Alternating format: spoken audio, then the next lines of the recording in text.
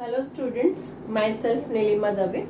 Right now, today we are going to start our new chapter, new topic of geography.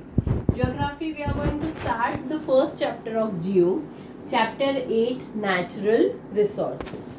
Right, it is on your textbook page number 59. On 59 page number, you will get this chapter, Natural Resources. Right now, here what we are going to discuss in this chapter about resources.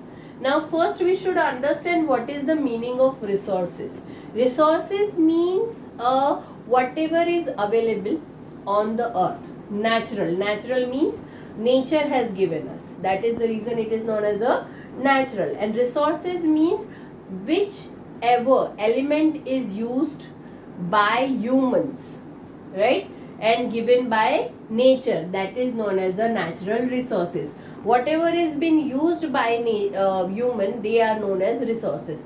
Now, for example, million years ago, right, coals were there, all different types of minerals were there, right? But humans had no idea how to use that, right? So at that time it was not known as resources, but now we know how to use coal, how to use natural other gases or natural oil, how we are using it. So that is the reason now it is known as a resources. Means we humans started using it. So that is the reason it is known as a resource. Right? So now we are going to start this chapter. First paragraph. Let me explain the first paragraph. Human needs can be satisfied partially or completely through resources. Partially means sometimes half, sometimes full satisfied, like water satisfied our all the needs. So partially also and fully also through resources. There are thousands of elements in the nature, but we cannot call all of them resources. Means in the whole nature there were many things, means thousands, or you can say in millions there were many elements, right? But we are not using all the resources. So that is the reason we cannot say all the elements as a resource. These elements can be called resources only when these are utilized by men through his special knowledge and expertise. Means how we are using, like poles are there in mines. So we dug it, we take it out and we use it, right? So this is the way how we our knowledge, our skills we use, and we take out all the resources, and when then after that we start using it. So that is the reason it is known as a resources. This is the definition of resources.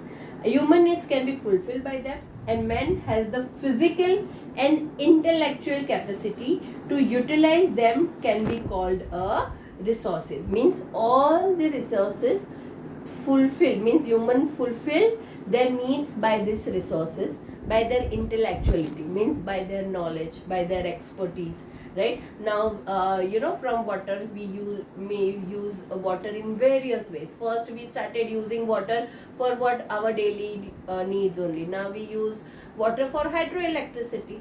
How? Because of the intellectual expertise of a human. So this is what the resource means. In this way, things which is used to fulfill the human needs become a resource. In ancient time, man did not know about the minerals buried within the land. So this were not the resources at that time. That what I explained you. But today these are extremely useful due to their utility and developed techniques of mining. Now so we are using many resources, natural resources, by mining, by different style, scientific and mechanical methods, right? The natural resources should have both the virtues of utility and capability to work.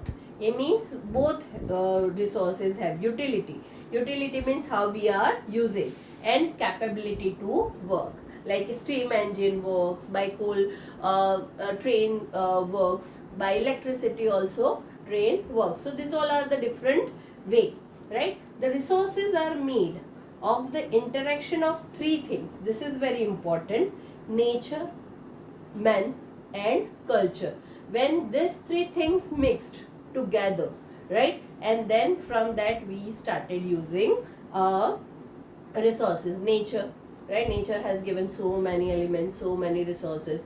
Then men started using it, and from that the whole cultural confluence happened, that what we had discussed in the history chapter. So nature, men, and culture plays a very important role, and these are the three interactions by which we start using natural resources.